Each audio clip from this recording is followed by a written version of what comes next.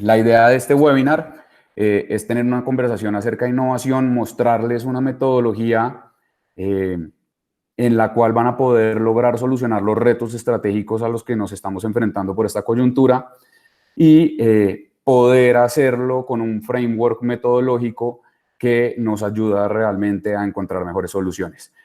A encontrar mejores soluciones y a hacerlo de la forma más económica posible, aprendiendo en todo el camino. Antes de empezar, quiero presentar a la gente de Change que está trabajando. Yo soy Nicolás Villa, soy director de inspiración de Change, y está Laura Lozano, heroína digital, que nos va a apoyar en toda la explicación de prototipado y un poco acerca de cómo vamos a iterar y probar este prototipo. Entonces, ¿qué es Change? Pues somos una consultora con el propósito de desarrollar en las compañías la capacidad de innovar constantemente. Nos creamos hace como unos 5 meses y estamos enfocados en impulsar la innovación en Colombia. Tenemos diferentes tipos de servicios, no voy a entrar en este webinar a explicarlos, pero la idea sobre todo es apoyar a las compañías, a los emprendedores y a los freelance a poder innovar con metodologías sencillas de utilizar y tratando de transferirle la mayor cantidad de conocimiento. Hacemos este webinar teniendo en cuenta que la mayoría de nosotros, emprendedores o compañías, estamos enfrentando retos importantes y queremos compartir el conocimiento que tenemos en innovación para que la gente pueda solucionarlo de una manera estratégica y pueda solucionarlo atacando realmente los problemas que hay que solucionar. Muchas veces hacemos soluciones que no atacan los problemas reales y, por otro lado, haciéndolo de la forma más económica posible. Se viene una situación complicada, se vienen crisis económicas, pero también nacen nuevas oportunidades que tenemos que aprovechar y tenemos que estar pensando constantemente cómo vamos a superar y sacar de esto más una oportunidad que un problema. ¿Qué vamos a ver hoy? Lo primero que vamos a discutir es qué es la innovación. Después vamos a explicarles un poco el ciclo de innovación. Vamos a entrar en las etapas más fuertes de innovación, estructurar y dar, prototipar y pilotear.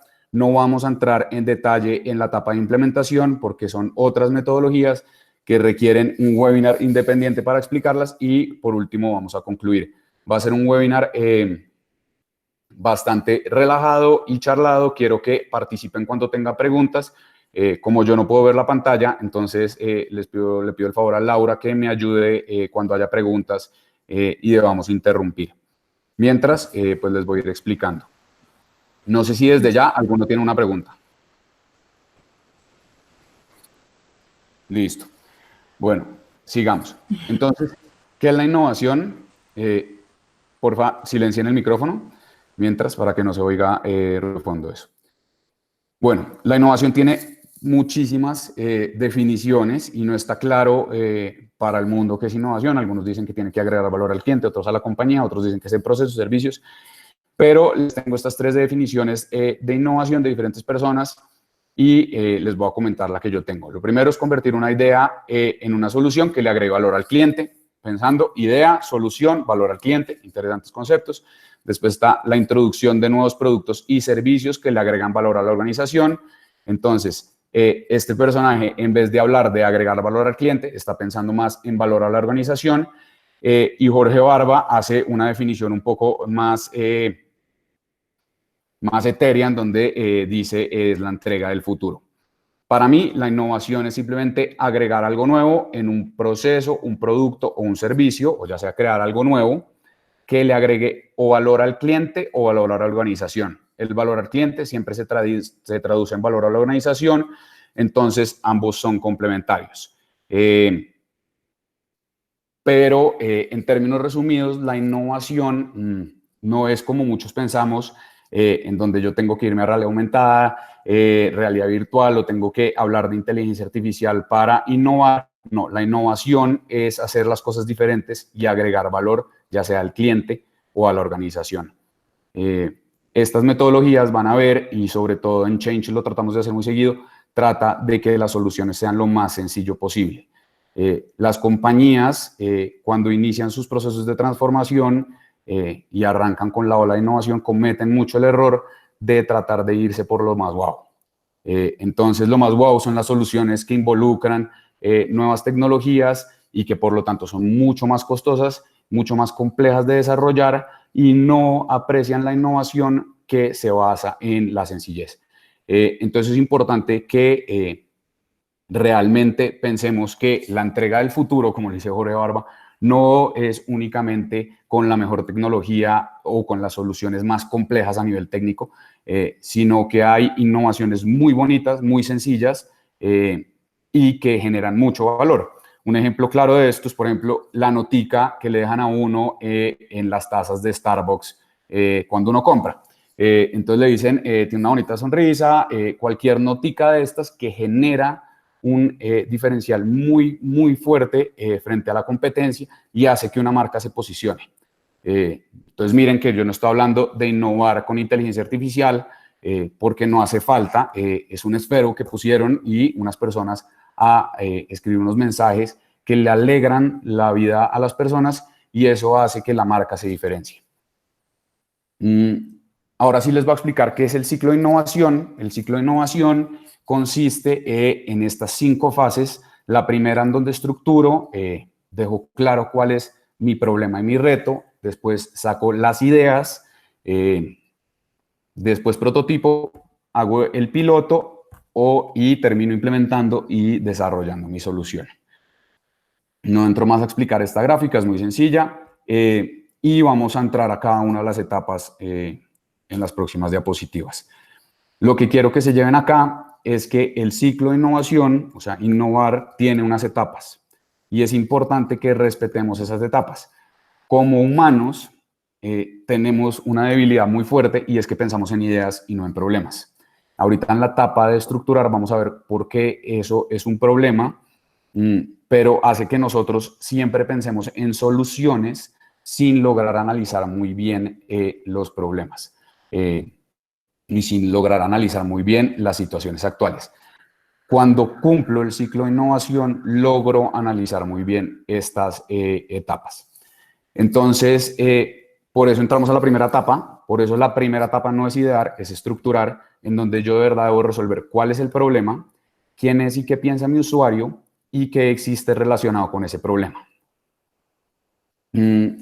Entonces, la principal metodología que se maneja en esto, vamos a ver 2 metodologías principales hoy, Design Thinking y Lean Startup, ya se las explicaré más adelante, pero Design Thinking tiene estas 5 etapas que ven abajo, que son la empatía, definición, ideación, prototipado y testeo. Nosotros cogemos las 2 primeras etapas y la metemos en una que llamamos estructurar para volver un poco más sencillo el proceso completo y poder tener todo el ciclo de innovación en la misma metodología. Design Thinking, en términos resumidos, trata de que conozcamos muy bien y hagamos unos procesos de divergencia antes de hacer los procesos de ideación y de prototipado. Entonces nos hace metodológicamente abrir la mente en varias etapas, son la azul y la amarilla que ven en la mitad. Acá empezamos con algo muy importante y quiero que que si les queda algo de esta presentación y este webinar, de verdad les quede esto. Enamórense del problema y no de la solución. Esto lo dice el fundador de Waze y es muy importante que ustedes se queden con esto en la cabeza. Cuando me enamoro del problema, además soy capaz de transformar mis soluciones. Porque las soluciones que formule, así sean buenas o no, van a tener cambios y el mercado cada vez me va a pedir transformar. Si yo estoy enamorado del problema de movilidad, del problema de cómo hacer que la gente se transporte en una ciudad, como seguramente está el fundador de Waze y como el fundador de Uber y demás, voy a lograr transformar siempre mi solución para darle un producto al cliente que atienda el problema que yo estoy queriendo trabajar. Eso hace que yo me enamore del problema. Y ahí viene la primera ficha que les queremos recomendar. Lo primero que la gente hace cuando va a innovar es me dice, tengo una idea. Entonces, voy a coger cualquier reto para trabajar este webinar y vamos a hablar. Entonces me dice, quiero dar terapia de pareja en línea. Entonces, listo. Entonces, teniendo en cuenta la coyuntura y teniendo en cuenta que la gente está quedándose más en la casa, voy a dar terapia de pareja en línea y voy a crear una plataforma para que la gente pueda tomar eso. Entonces, primer error de ese problema, la gente está pensando ya en una idea y no en el problema. Entonces, lo primero que debemos hacer es, bueno, traduzcamos ese problema, esa idea, en un problema. Y ahí entramos a definir nuestro primer problema, que es el que vamos a poner en esta primera ficha, que se llama los 5 porqués. Los 5 porqués es una herramienta muy básica y muy sencilla de usar, en la cual uno llega al problema real. Entonces, el problema que trata de trabajar terapia de pareja en línea va a ser que la gente está teniendo problemas matrimoniales, ¿cierto? Ahora, tengo que empezar a analizar por qué la gente está teniendo problemas matrimoniales. Y me voy a empezar a dar cuenta que la solución puede o no ser la que yo estoy pensando. Entonces, ¿qué hace los 5 porqués? Me hace meterme mucho más en el problema y analizar las causas reales de lo que está pasando. ¿Por qué la gente está teniendo problemas matrimoniales? Entro acá, respondo esa pregunta, entonces puede haber distintas razones. Yo lo primero que hago cuando estoy entrando en un problema, en un proceso de innovación, es asumir. Esto lo puedo hacer en mi casa pensando y tratando de ponerme en los zapatos de las personas. Por eso la primera fase de Design Thinking es empatizar. Entonces me trato de meter en los zapatos de la persona. Hago todo este recorrido porque las personas tienen problemas matrimoniales, porque están mucho tiempo juntos, por el coronavirus. Pero entonces no es por el coronavirus, porque el coronavirus hace pues es una situación que no puedo cambiar. Entonces, a pesar del coronavirus, porque la gente está pasando mucho tiempo juntos, y empiezo a identificar cuáles son los problemas que yo debo trabajar. Si sigo con esa lógica, que no sé si es real o no, porque siempre la tengo que validar y ahorita les explico cómo validar, voy a llegar a una conclusión que mi problema es que no existen actividades para las parejas que se paren y les den tiempo a cada uno. Entonces llega un problema muy diferente al que tenía antes de terapia de pareja, que les había comentado. Pero lo importante, más allá del ejemplo, y no quiero que se centren en el ejemplo, es que piensen que esta es la herramienta que les sirve para profundizar cada vez más en las causas reales de su problema y trabajar el problema real. Entonces, no es suficiente analizar cuál es el problema, sino que tengo que analizar cuál es el problema real. Para esto, los invito a que siempre empecemos por esta herramienta, los 5 porqués. Después, entonces, lleno esto, que es una fichita muy normal, que tiene el micrófono abierto, por favor, póngalo en silencio, a no ser que tenga alguna pregunta. Acuérdense que me pueden interrumpir si tienen alguna pregunta. Acá el problema real, lo que hago es postular mi problema real en esta ficha y averiguar cuáles son las métricas que lo soportan. Entonces, les voy a hacer pues un ejemplo. Hace poquito estábamos revisando un problema en una empresa y queríamos analizar cómo diferenciar el mercado. Encontramos que una de las debilidades de todo el mercado y que el problema que hacía que no fueran una compañía que generara buen servicio al cliente era que las comunicaciones estaban demorando mucho. Entonces, ¿cuál es el problema a solucionar? Las comunicaciones están tomando más tiempo de lo que el cliente espera. ¿Cuáles son las métricas que lo soportan? Entonces, puedo poner varias. Primero es cuánto esperan mis clientes que se demore una comunicación. Entonces, si yo mando una PQR, yo estoy esperando que la gente me responda que una empresa me responda en 3 o 4 días. Mando una encuesta, averiguo cuánto es lo que está esperando el cliente y averiguo cuál es la métrica que me está diciendo cuánto estoy respondiendo. En este caso, por ejemplo, nos dio que las solicitudes de los clientes se estaban respondiendo en 17 días, mientras que los clientes esperaban respuestas entre 3 y 5 días. Esto me implica que el problema que yo formulé es totalmente válido. Estoy demorándome 17 días en promedio para solucionar una PQR y los clientes están esperando que se resuelva entre 3 y 5 días. El problema a solucionar es la demora en mis comunicaciones. Puedo entrar incluso a averiguar por qué se están demorando más y trabajar otro. Entonces, lo segundo que tenemos que hacer cuando ya tengo el problema más o menos claro, esto todo lo hago con supuestos, recuerden la primera etapa, y la puedo hacer desde mi casa, entonces lo hago como supuestos.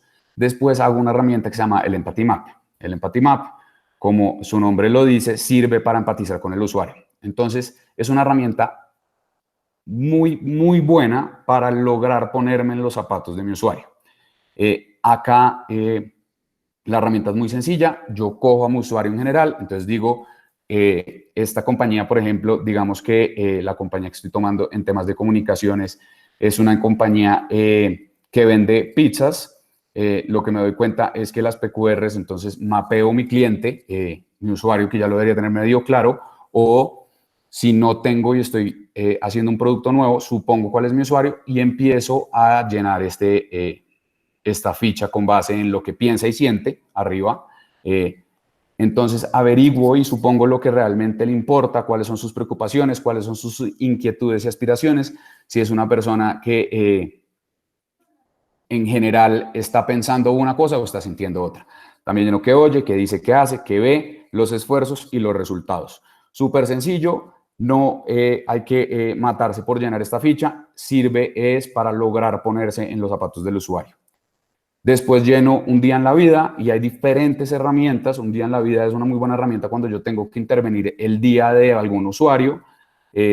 Entonces acá puedo llenar las emociones que está sintiendo, cuáles son emociones negativas, cuáles son emociones positivas. Y me sirve, y quiero que se lleven solo este mensaje, es para lograr ponerme en los zapatos de mi usuario.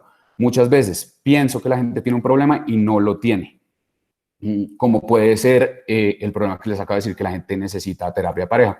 Y no puede ser que la gente esté perfecta en estos tiempos de cuarentena. Si yo empiezo a mapear un día en la vida, empiezo a mapear el mapa de empatía, empiezo a analizar muy bien mis problemas, voy a llegar a la conclusión de si tengo o no un problema real y cuál es el problema real que estoy sintiendo. También puedo llenar esta ficha que es el arquetipo de usuario, en donde pinto mi usuario, me imagino mi familia, la familia, entonces yo pongo esto es Juan, este es Camila, están casados, tienen a 34 y 37, ocupaciones, estado civil, y hago un mapa de su bibliografía, con sus metas, con sus frustraciones, con su personalidad, todo esto para lograr meterme en los zapatos de mi usuario. Es Nico, clave, ¿sí? una pregunta.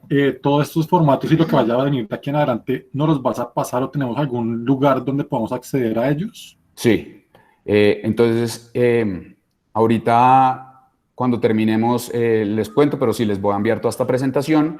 Y si tienen cualquier pregunta, pues me pueden hacer preguntas sobre las fichas. Vamos a estar Laura y yo muy pendientes de ustedes. Y esto, la verdad, queremos es apoyarlos en sus procesos de innovación. La idea es que de verdad llenen todo esto con conciencia y piensen qué es lo que la gente está pensando.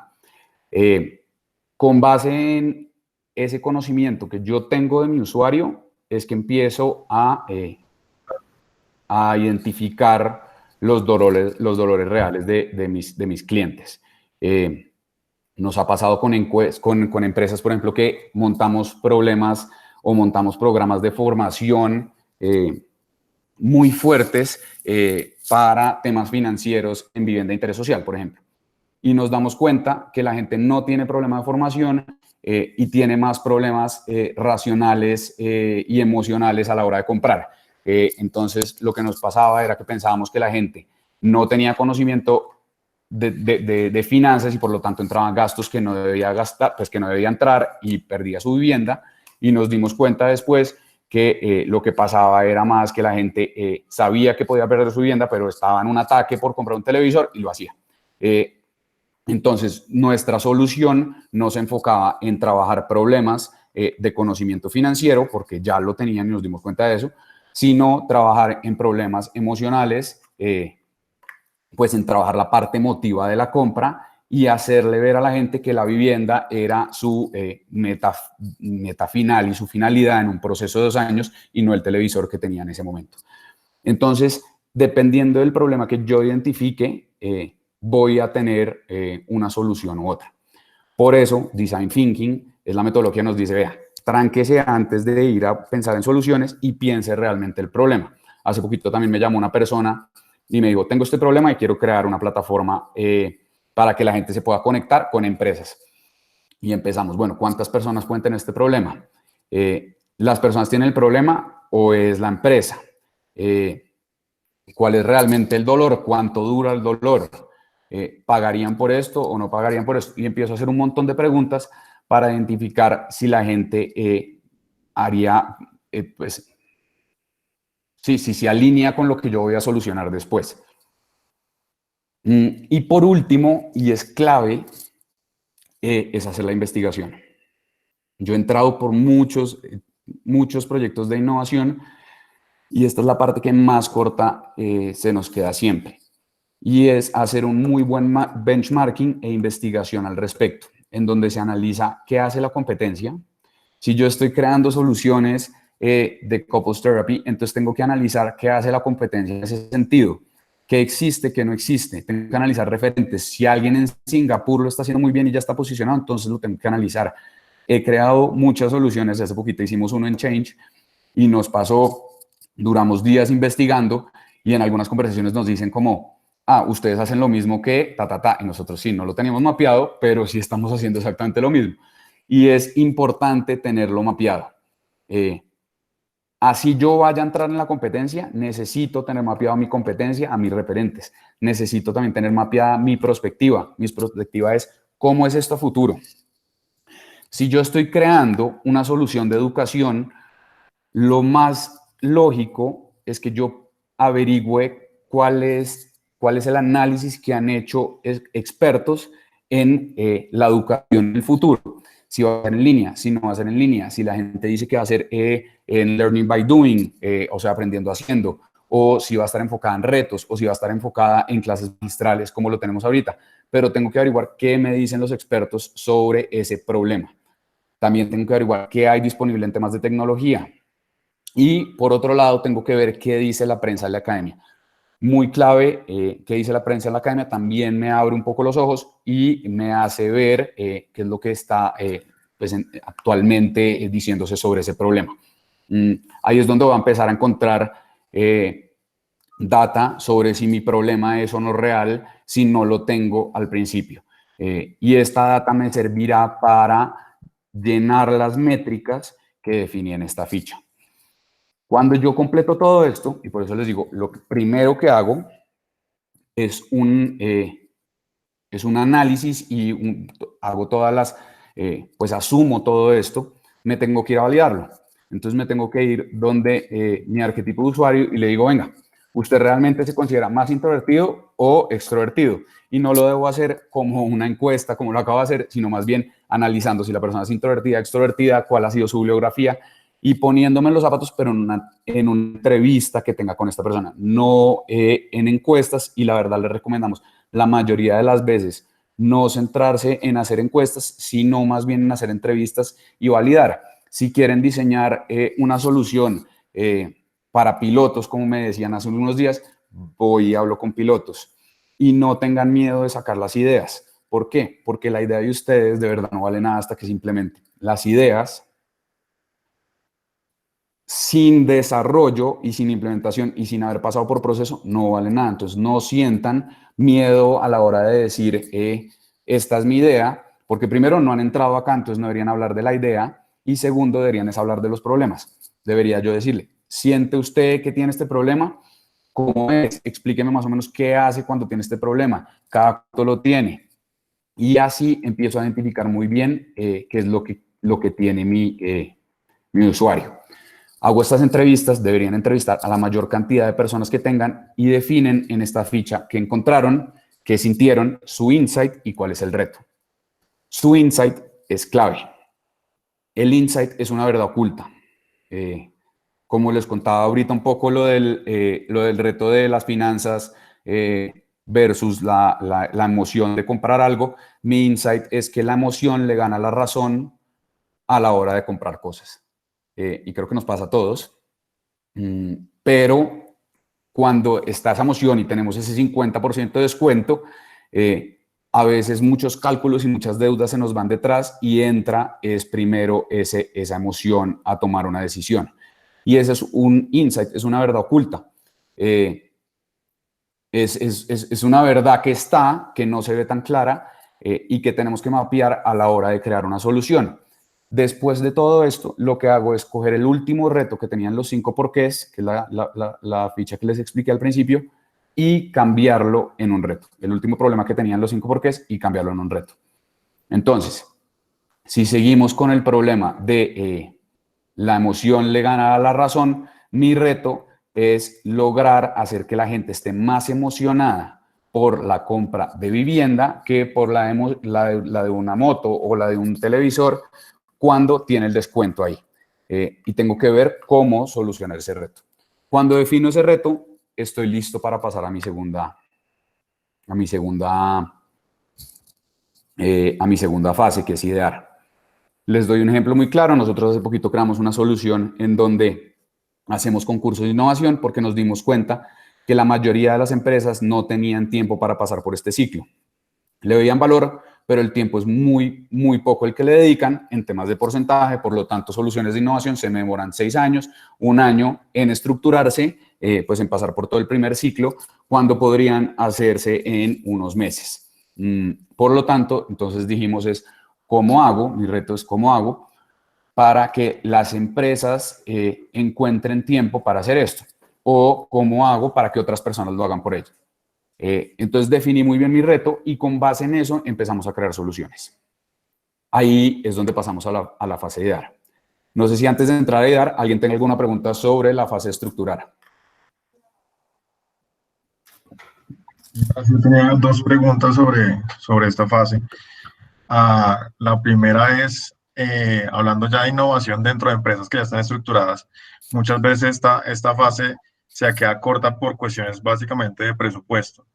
¿Cómo hacen ustedes para convencer a las directivas de que esto es realmente importante? Porque a veces lo ven como, bueno, esto simplemente es una investigación en donde yo ya tenía preparada mi idea y lo que íbamos a hacer, y la innovación simplemente es justificar el producto que ya queríamos lanzar. Entonces, ¿cómo convencerlos para decirles, oiga, es que esto es clave porque si no de aquí en adelante todo puede salir mal?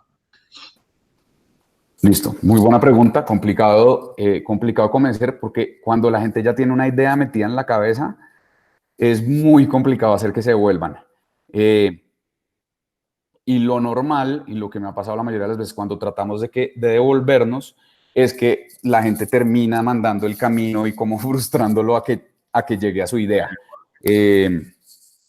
Seguramente los que han pasado por esos procesos lo han vivido, pero acá el consejo es: la fase se tiene que hacer lo más rápido posible y lo más económico posible. Lo que yo propongo cuando los directivos no están convencidos de eso es convencerlos de, aunque sea, hagan una entrevista, 1 o 2 entrevistas, cada uno de los directivos, donde logren analizar con el usuario si el problema que están trabajando es o no el real. Muchas veces se dan cuenta y dicen: la idea que yo tenía no me convenció en este momento porque ya el usuario me está hablando de una cosa totalmente diferente. Entonces pues la propuesta inicial es: traten de que las entrevistas se hagan lo más rápido posible y de que sean los directivos los que hagan estas entrevistas. Lo otro también es mostrarle casos de éxito de fases de estructurar que han logrado cambiar planes de trabajo de algunas ideas, y eso hace que la gente se empiece a convencer un poco por esto. Pero en general, toca es convencerlos de las entrevistas, o ya muchas veces se han dado en la cabeza con ideas que no funcionan y están un poco más convencidos de que las fases de estructurar pues es más importante. No sé si respondí la pregunta. Sí, perfecto. Súper. Entonces, idear pues es una fase muy sencilla, tiene muchas metodologías para trabajar. Ahorita les vamos a mostrar solo una, pero lo que estoy tratando de solucionar en la fase de ideación es cuál es la mejor solución para el problema. Idear está en la mitad de nuestras fases de Design Thinking y entra en un proceso de convergencia. ¿Qué es idear? Es un proceso metódico de divergencia, en donde se genera la mayor cantidad de ideas mediante diferentes herramientas. Existen muchas herramientas de ideación. Está SIT, está Brainstorming, está Six Thinking Hats,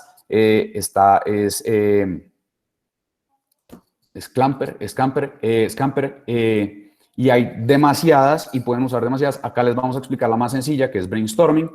en donde tengo una regla y es básica y es la cantidad prima sobre la calidad y después consigo la calidad.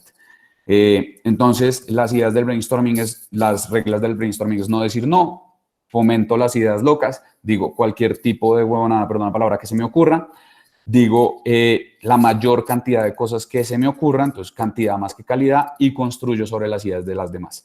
Existen diferentes metodologías dentro de brainstorming para que las cosas avancen un poco más. Nosotros hace poquito utilizamos esta en brainstorming y funciona muy bien.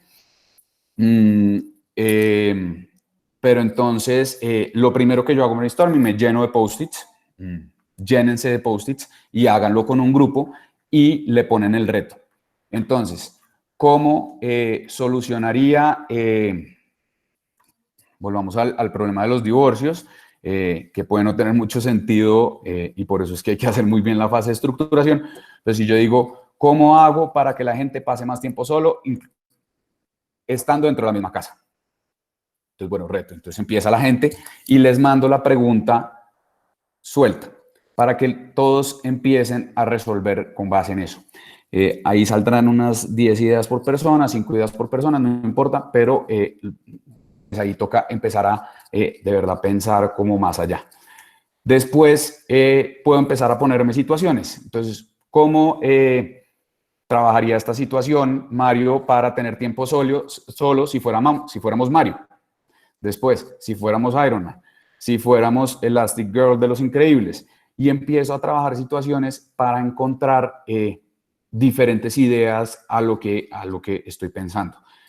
Puedo poner situaciones locas, si estoy en Singapur, si estoy en Marte, si estoy en el desierto, y con base en eso, mi cabeza, lo que va a hacer el cerebro es empezar a abrir caminos que antes no había considerado. Entonces, si yo estoy en Marte y quiero crear espacios, entonces lo que creo son fuertes diferentes en cada una de las habitaciones que la gente no pueda entrar, no tengo ni idea.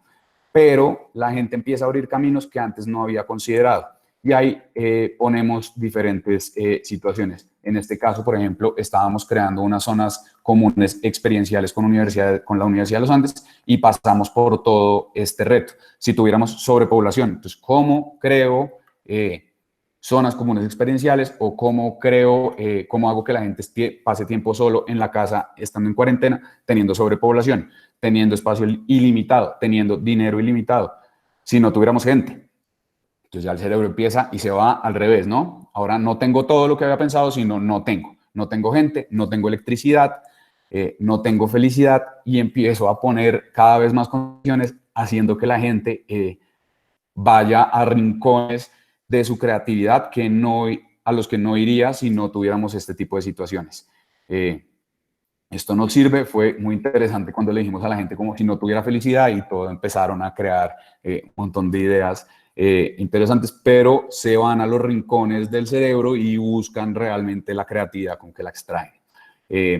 Brainstorming es una gran herramienta, muy fácil de manejar. Six Thinking Hats y algunos otros son un poco más complicadas y requieren más conocimiento. Brainstorming necesita cumplir las reglas que les dije arriba y post-its. Claramente, gente. Entonces, funciona muy bien. Se puede hacer virtual, que también lo hemos hecho ahorita, por ejemplo, con la alcaldía de Soacha. También hemos estado trabajando ideaciones sobre cómo potencializar el turismo en Soacha, reto complicado, y la ideación ha sido totalmente en línea. Simulamos un post-it en Slides, que es la herramienta que nosotros usamos en Change, y ahí la gente va complementando. Nos ha ido súper bien con eso, y son herramientas que personas que nunca han participado en procesos de ideación o de innovación entienden súper claro y les funciona muy bien. Después de eso, hago un proceso llamado clusterización, en donde agrupo las ideas por similitudes y afinidades. Hay situaciones de esta donde llego a más de 500, de 200 ideas, entonces tengo que pasar por un proceso en donde las clusterizo, las pongo por grupos y con base en eso voy mapeando qué es lo que me está saliendo.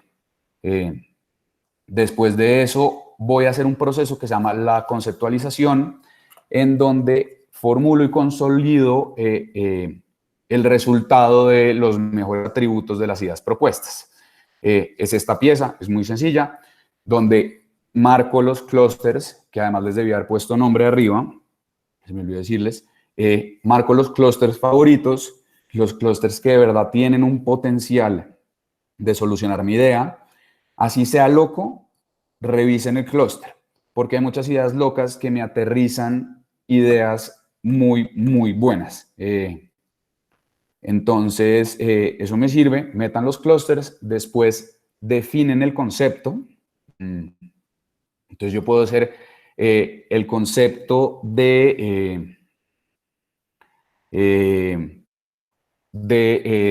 para el reto de crear zonas comunes disruptivas es que las zonas comunes no existan. No tengo ni idea. Entonces, lo que hago es integrar las zonas comunes a todos los edificios y no creo unas zonas comunes como tal. Dependiendo de lo que yo me formule, me van a salir diferentes resultados y dependiendo de los conceptos que a mí más me gusten. Saco los atributos de esos conceptos y las funcionalidades que me están saliendo en las ideas. Entonces, consolido todo lo que me está saliendo en brainstorming en una sola ficha y esto me sirve para ir a validarlo. Todas las etapas que les estoy contando se deben validar. La anterior, que era estructuración, voy y valido con las personas que opinan sobre el problema y me doy cuenta si el problema es real, si lo están viviendo, si no lo están viviendo. En esta ideación me doy cuenta también si la gente le gusta o no la idea que le estoy proponiendo. Entonces, ¿están teniendo problemas de pareja? Listo, yo me he dado cuenta que el problema de pareja debe a que están pasando mucho tiempo juntos. Lo que voy a hacer es crear fuertes en cada una de las casas para que puedan distanciarse. Entonces la gente me dice, vea, sí, ¿sabe qué? Yo tengo este problema, creo que sí es por esto, pero su idea me parece una bobada. Entonces vuelvo a mi proceso de ideación. Obviamente la iteración también se tiene que dar con cantidad. Que una persona me diga que mi idea no es buena no quiere decir que me tenga que devolver, sino que traten de validar la mayor cantidad de veces. ¿Tiene alguna pregunta sobre esta etapa?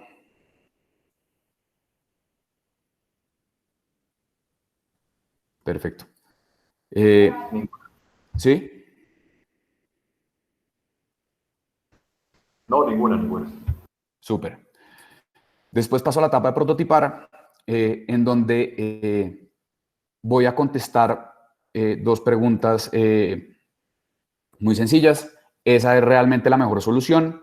¿Y cuál es la mejor forma de esa solución? Entonces, voy a seguir validando.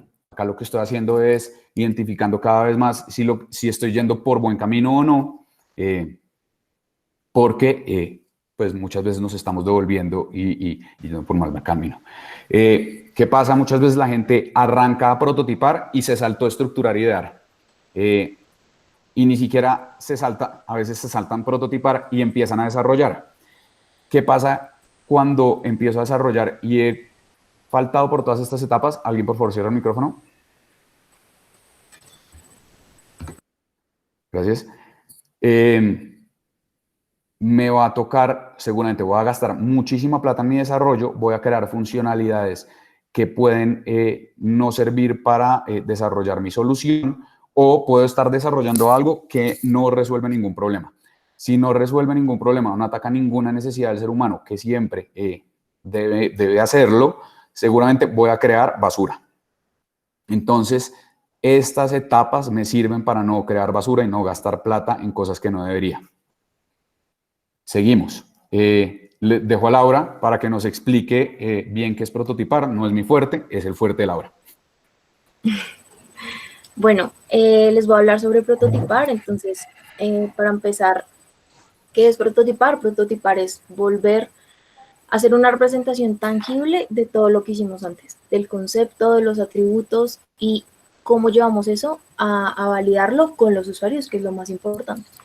Entonces, acá tenemos digamos, un proceso ideal que deberían seguir las empresas. Digamos que tradicionalmente este proceso no es así y eso implica mucho en lo que, pues, como la especialidad de cada empresa. Pero al desarrollar proyectos se debería invertir cierto tiempo en la vigilancia tecnológica, en todo este tema de investigación, que no debería ser mucho tiempo, pero es muy importante lo que se encuentra ahí.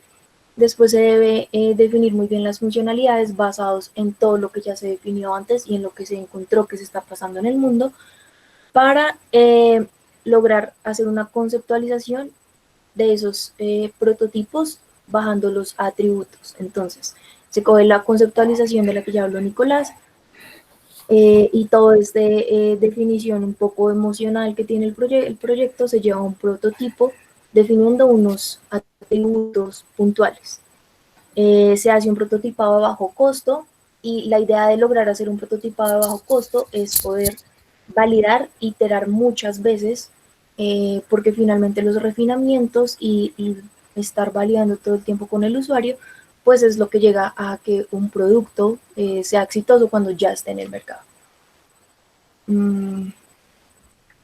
Entonces, pues, bueno, porque prototipar es importante, es porque es la mejor forma de equivocarse rápido y a bajo costo. Entonces, en cuanto más prototipemos, más seguro vamos con un producto o un servicio al mercado, y no nos equivocamos en el mercado para luego tener que volver a reestructurar procesos y un montón de cosas que implican muchísimos más costos. Entonces, esa es la mejor manera, hacerlo a bajo costo y además hacer cambios muy rápidos que generen muchos beneficios.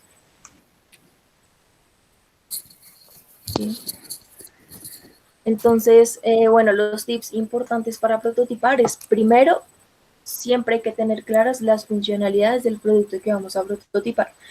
Esto cuando estamos desarrollando un prototipo y cuando estamos validando.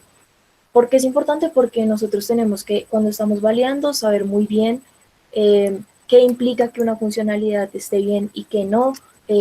Tenemos que tener claro frente a un usuario qué es lo que estamos validando, cómo lo debemos guiar en la validación y cómo no. Y así también poder nosotros interpretar el feedback de qué está bien en el prototipo y qué no. Tenemos que tener muy clara la versión tecnológica, y es cuando hablamos un poco más de entender al mercado y saber nuestro usuario y el público para qué está listo. Entonces, les pongo un ejemplo. Por ejemplo, el último celular de iPhone que salió, el iPhone 11, seguramente ese celular fue terminado y desarrollado hace mucho tiempo por Apple. Sí, pero salió al mercado hasta este momento porque nosotros, como usuarios, tenemos que tener un cambio progresivo a la tecnología.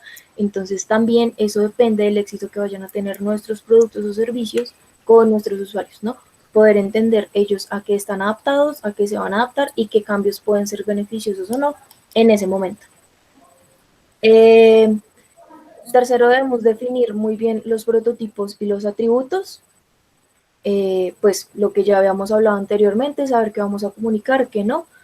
Hay que prototipar a bajo costo para lo mismo, no caer en gastos innecesarios y además en esfuerzos también innecesarios.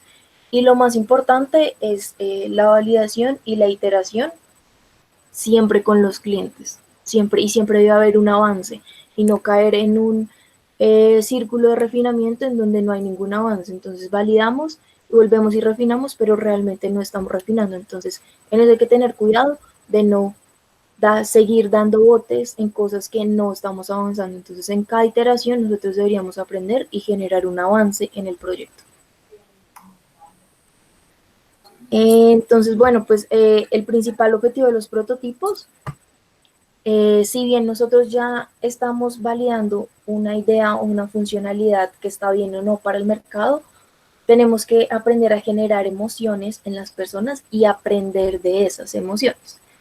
Muchas veces, si validamos con una persona, seguramente no nos van a decir exactamente qué es lo que ellos buscan y qué funcionalidad es la que necesitan, pero ellos sí van a tener diferentes reacciones emocionales. Esas reacciones son las que nosotros tenemos que aprender a traducir y a bajar luego a los refinamientos de funcionalidades y de nuestro producto. Entonces, bueno, la iteración es la clave, y más cuando se hace muchas veces.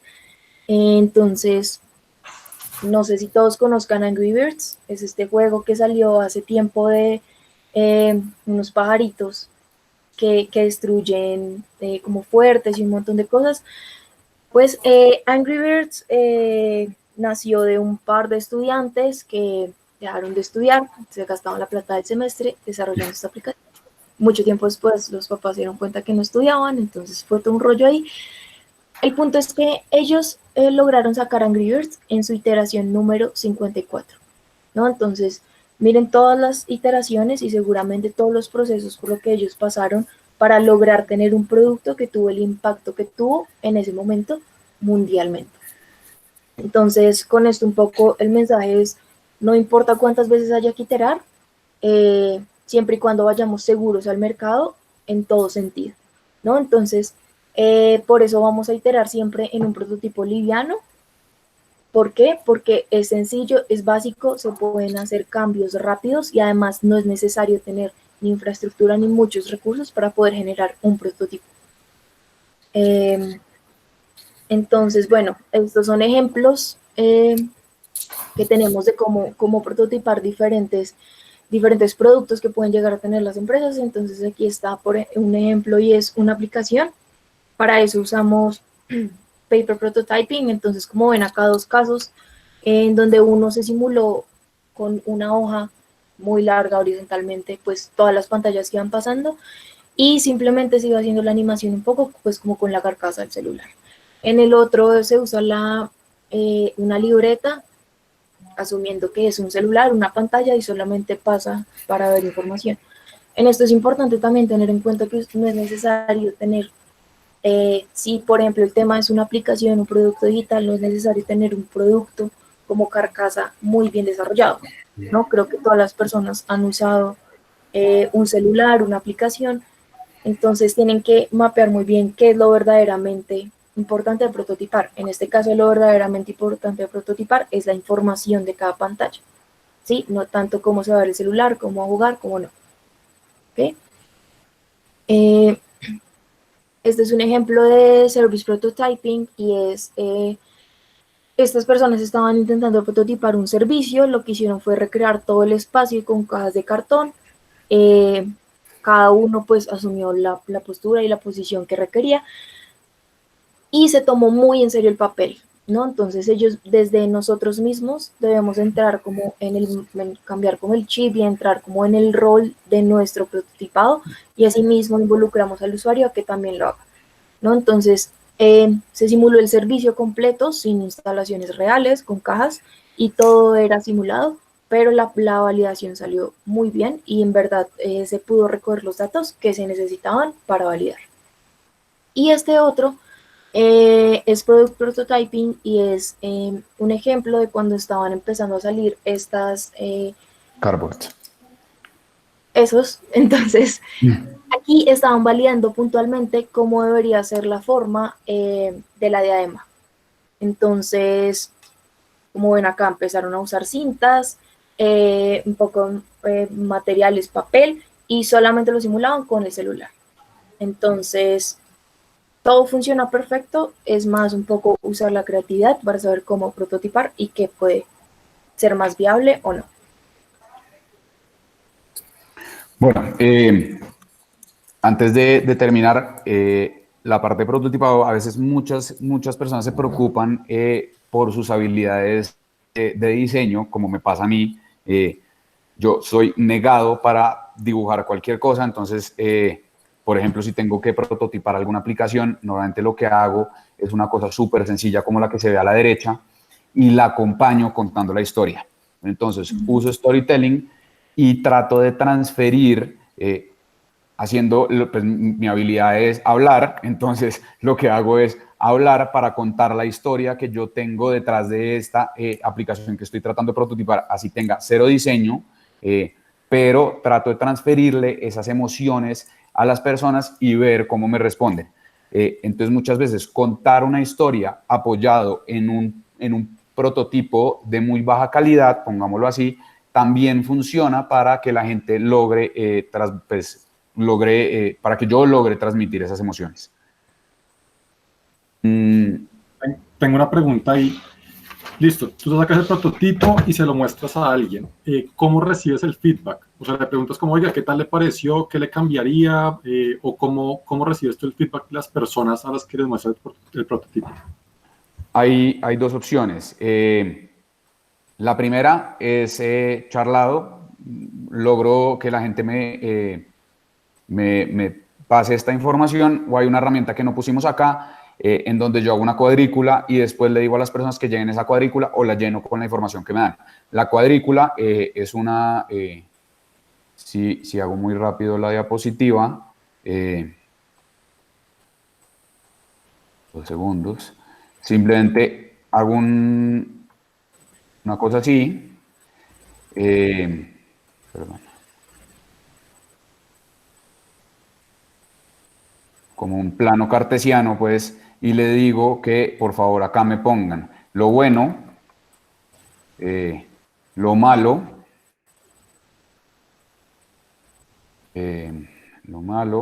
las ideas y las oportunidades de mejora. Muchas veces también cuando prototipo, oportunidades de mejora. Muchas veces cuando prototipo, lo que necesito es que la gente me diga que es bueno, que es malo, pero también necesito que la gente me diga, uy, se me acaba de ocurrir que este botón me puede agregar muchísimo valor. Se me acaba de ocurrir que si además tengo esto en la plataforma, entonces, no sé, me va muy bien. O se me acaba de ocurrir que la cinta esta debería ser un caucho y así yo puedo acomodarlo fácilmente a mi cabeza. Y yo empiezo a identificar diferentes emociones de la gente y las ideas, lo bueno, lo malo y las oportunidades de mejora que le está saliendo. Entonces es bueno tener este tipo de herramientas también como a la mano para que la gente o la llene ella misma o con base en lo que me van diciendo yo voy haciendo la conversación para que me digan todo. Listo, gracias, súper. Acá hay un tema también importante y es como que esas ideas de los usuarios tienen que tomar mucho valor, si bien no se van a implementar, siempre hay que tenerlas en cuenta porque eso nos está diciendo cosas que seguramente nosotros no estamos viendo, ¿no? Entonces, puede que esas ideas en serio estén representando necesidades que nosotros no hemos visto, pero para que los usuarios están ahí presentes. Sí, o muchas veces estoy diciendo esto y en las ideas me sacan el problema real que les quiero solucionar y me empiezan a mandar hacia algún lado y tengo que ver si ese lado que me está enviando la gente, pues llevando la gente, es al que debería ir o no. Después paso a ¿alguna otra pregunta sobre prototipar? Perfecto. Después voy a pasar a la etapa de pilotear, etapa crítica. La etapa de pilotear es crítica porque ya salgo a mercado, ya no estoy teniendo conversaciones tan superficiales como con mi prototipo y mi papel y la cosa, no. Ya estoy tratando de ver si todas las hipótesis que me he hecho en las etapas pasadas, si el usuario va a usar la solución que yo creé y si el usuario está dispuesto a pagar o no por mi solución, que es una pregunta súper crítica. A veces la gente le encanta lo que nosotros les estamos mostrando, pero a la hora de pagar empieza a tergiversarse un poco la cosa. Entonces es clave saber que si el usuario está dispuesto a pagar por esta solución y a veces qué usuario está dispuesto a pagar por una solución. Muchas veces, por ejemplo, en las plataformas de conexión, tenemos que ver cuáles son los usuarios que están dispuestos a pagar por el servicio. En plataformas como Uber, hay 2 usuarios que están dispuestos a pagar por el servicio. El conductor, que paga por un lado una comisión, y el cliente. Pero entonces, el que paga realmente el servicio de Uber es el conductor, porque es ahí donde le quitan una parte. Hay otras soluciones que se enfocan en quitarle plata pues más bien a una parte de los clientes y no a otra, sobre todo cuando son conexiones. Pero tengo que ver quién está dispuesto realmente a pagar por mi solución.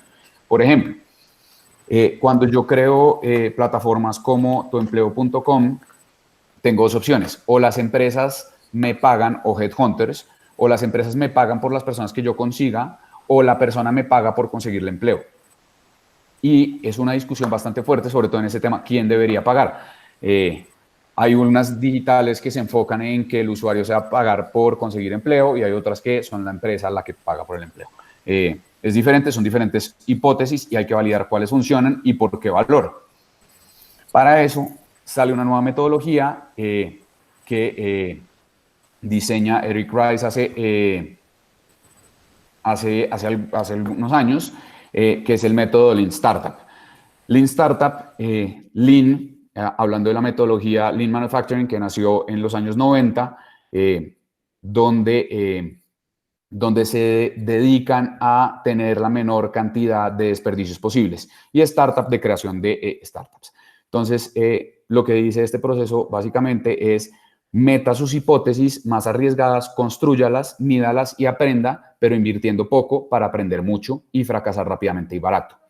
Entonces, él formula el concepto del MVP. El MVP lo van a oír todo el tiempo cuando están haciendo productos de innovación, y es el mínimo producto viable.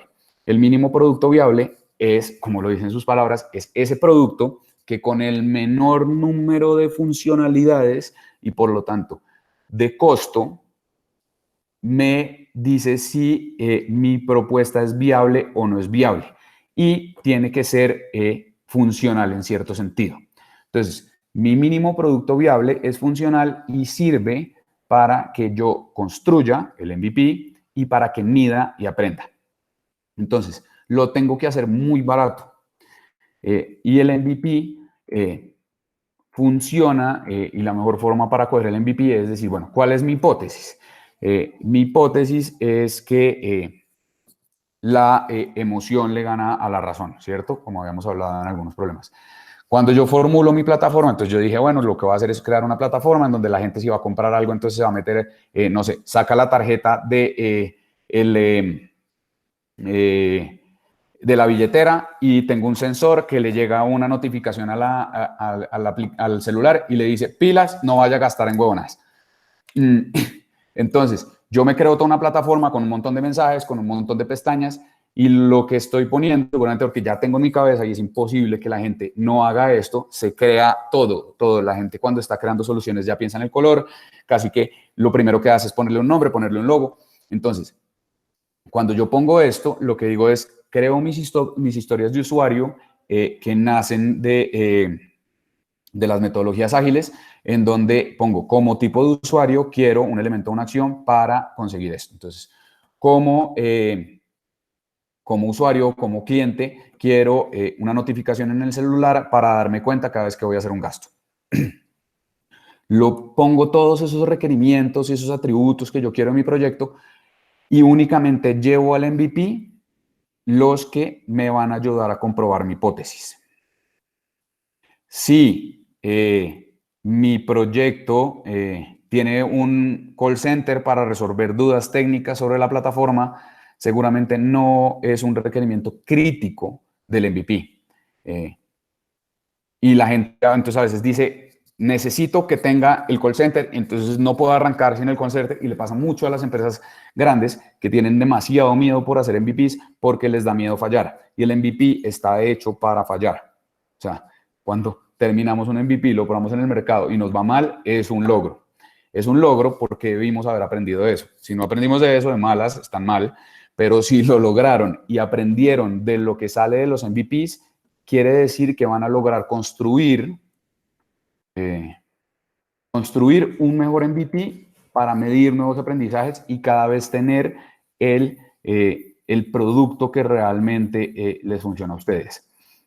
Volviendo un poco a temas de tiempo, nosotros pasamos las 3 primeras etapas, estructurar, idear y prototipar, en un mes. Y eso lo hacemos para que sea lo más rápido posible, y en el MVP es donde me debería enfocar más a fallar.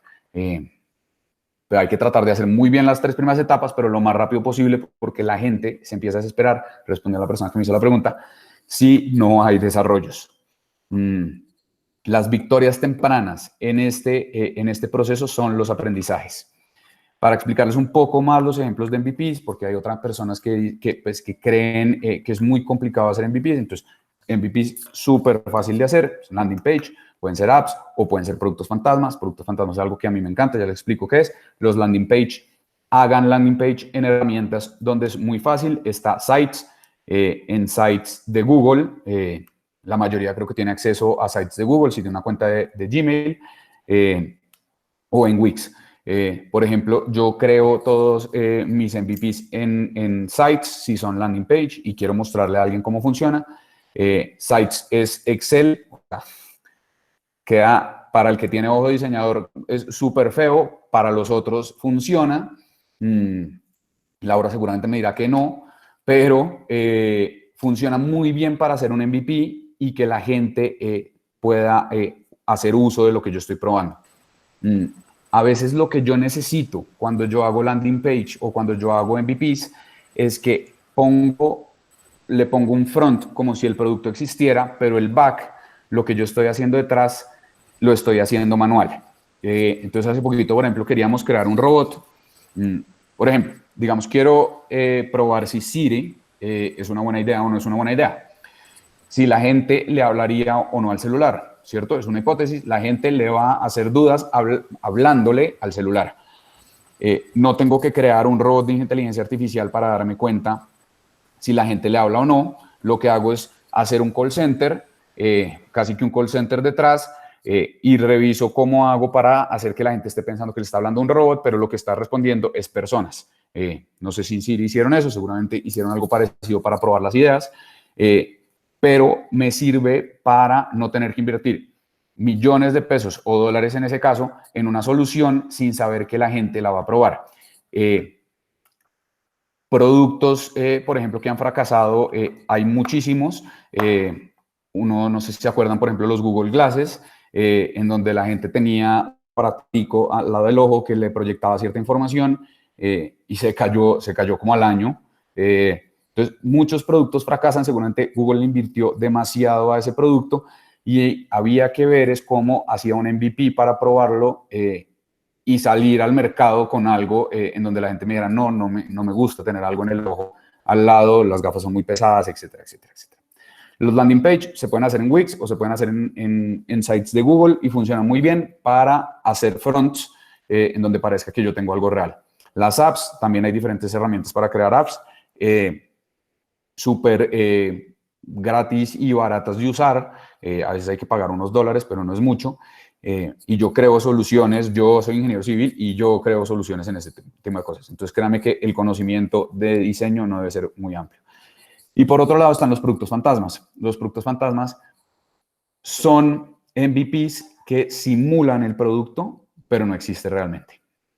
Entonces, yo creo un front y hago como si existiera algo, pero realmente no existe. Un producto, un ejemplo de esto, y es un muy mal ejemplo porque todo cayó muy mal, pero yo no sé si vieron el documental de Netflix, se llama Fire Festival, en donde lo que ellos hicieron es un video de una fiesta que iban a hacer en una isla, en las Bahamas, si no estoy mal, y se llevaron a 7 modelos y sacaron el video como si ya tuvieran una rumba súper bien armada en las Bahamas. La gente se creyó el cuento, pensó que realmente la fiesta estaba, que existía y que se podía armar.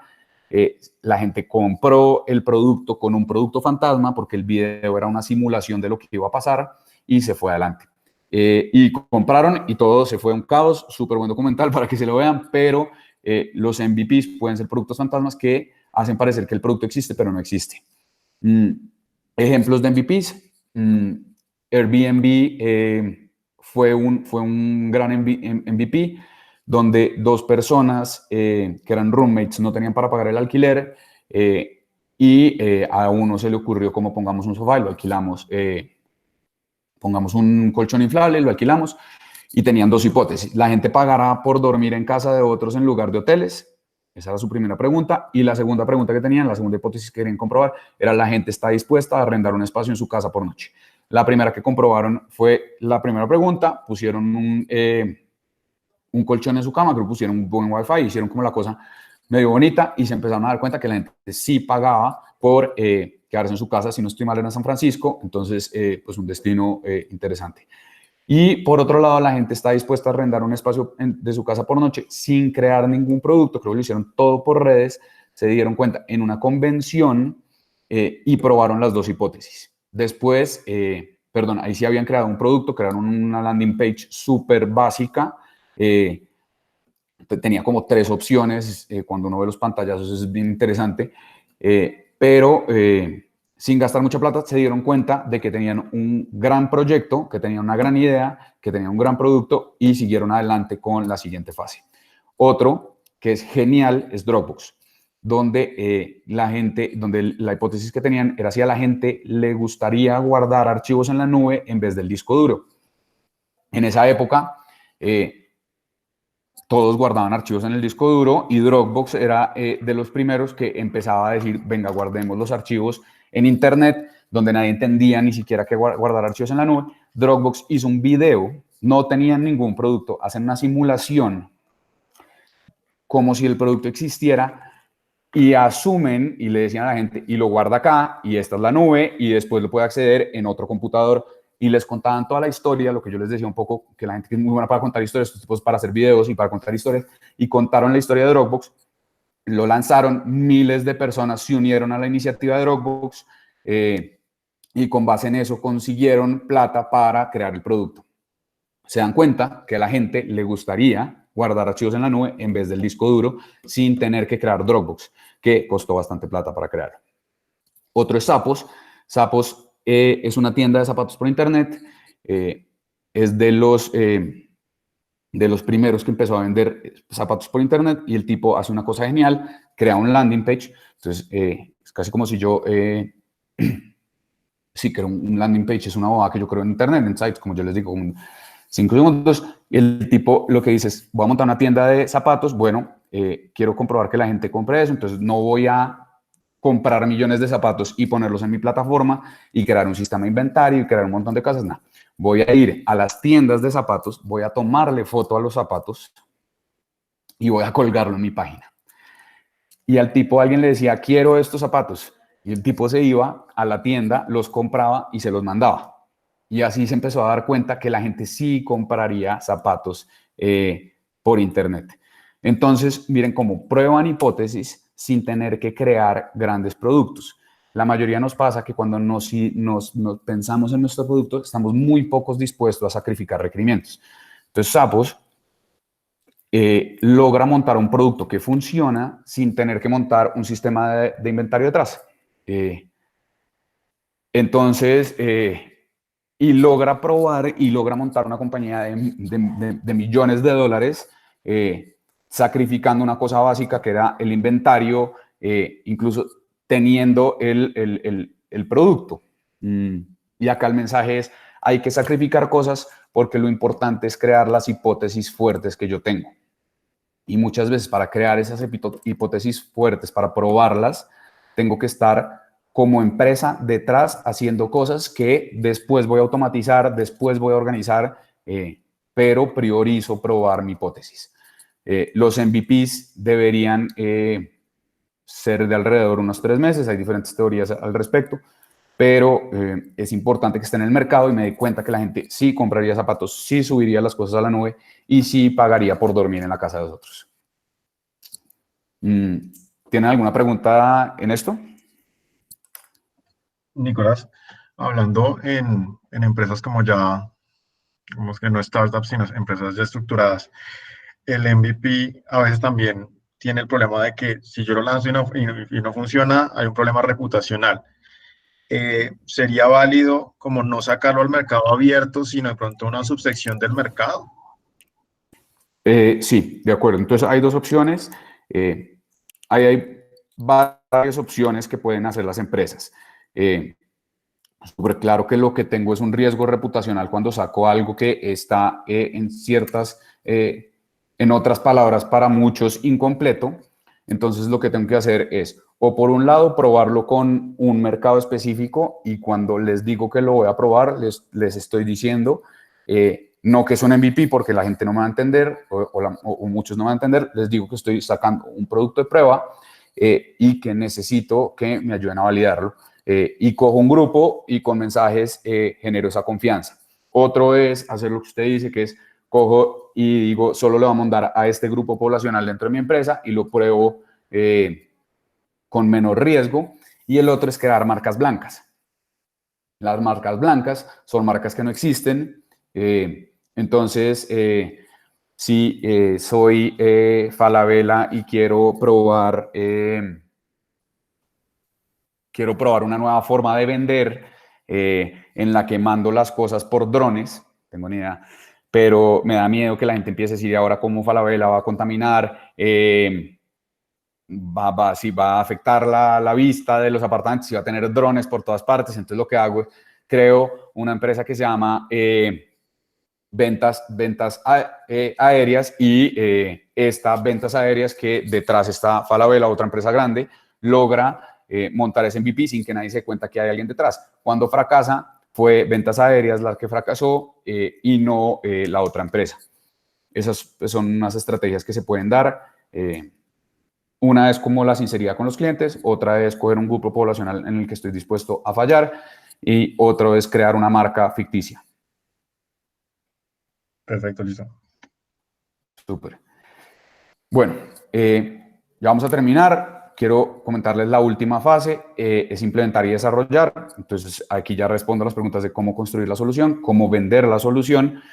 A veces la gente está dispuesta a pagarla, pero es complicado venderla. Estas son las etapas en las que están Rappi, en las que están las diferentes startups que no conocemos, que ya pues están en el mercado, y cómo mejoro la solución constantemente. Como startup, como emprendimiento, como compañía, lo que sea, siempre tengo que pensar en la mejora continua. Y tengo que estar entendiendo muy bien lo que me dice mi mercado para saber cuándo me tengo que transformar o no, cómo mejorar mi solución y cómo venderla cada vez mejor. No voy a entrar en esta fase, como les dije, pues incluyo otras metodologías y creo que es otra hora y media de explicación de cómo desarrollar y cómo implementar. Si son internos los desarrollos, debo entrar en procesos de gestión de cambio. Si son hacia externos, pero en compañías grandes, también debería hacer procesos de gestión de cambio, donde funcionan muy bien los 8 pasos de John Kotter. Para construir la solución, a veces uso metodología cascada si tengo claro el camino, a veces uso metodologías ágiles si no lo tengo tan claro, y para vender pues están los especialistas en mercado, que yo no tengo muy claro eso, pero pues toca apoyarse siempre con gente que sepa y mejorar la solución constantemente. Y es algo que hacen muy bien las startups, y es que tienen muy definidas las métricas de mejora. Por lo tanto, saben muy bien qué está fallando y qué no está fallando, cosa que las empresas tradicionales no hacen tanto. Las empresas que ya tienen un recorrido durante algunas décadas no tienen tan claro cuáles son las métricas que los hacen saber si están mejorando o no, y cuáles son los puntos críticos. Las nuevas empresas se construyeron en épocas digitales y por lo tanto tienen mayor facilidad y han venido con una cultura de métricas mucho más fuerte. Entonces, normalmente eso está mucho más arraigado en las empresas nuevas. Es importante que las empresas que ya tienen una historia logren incorporarlas en sus procesos. Y no solo en sus procesos, porque no es solo tener las métricas, sino es, voy a tener las métricas que me importan y voy a hacer algo con ellas. Porque a veces tengo una cantidad de métricas que no me importan, por lo tanto no hago nada. A veces tengo una cantidad de métricas y tengo las que sí me importan, pero no hago nada con ellas. Entonces tengo que cumplir como los tres. Tener métricas, tener las que son y hacer algo con ellas. Por último, quiero concluir muy rápido. Esto que les expliqué se resume en esta gráfica en donde se muestra cómo Design Thinking me ayuda a identificar el problema inicial del cliente, en donde empatizo, defino ideo, pues entra Lean Startup. Acá nosotros proponemos prototipar con Design Thinking, es una herramienta ahí, y que nos sirve para validar antes de entrar a hacer un MVP. Después hago el MVP con Lean Startup y aprendo cada vez que construyo. Entonces construyo, aprendo, mido, construyo, aprendo, mido, construyo, aprendo, lo que les mostré en el ciclo anterior, y entro o no en ágiles dependiendo del tipo de la solución. Otra vez, para las empresas grandes, no caigan en la confusión de que todo se tiene que crear con metodologías ágiles. Las metodologías ágiles son muy buenas, pero para ciertas cosas específicamente requieren unos conocimientos específicos que a veces no necesito.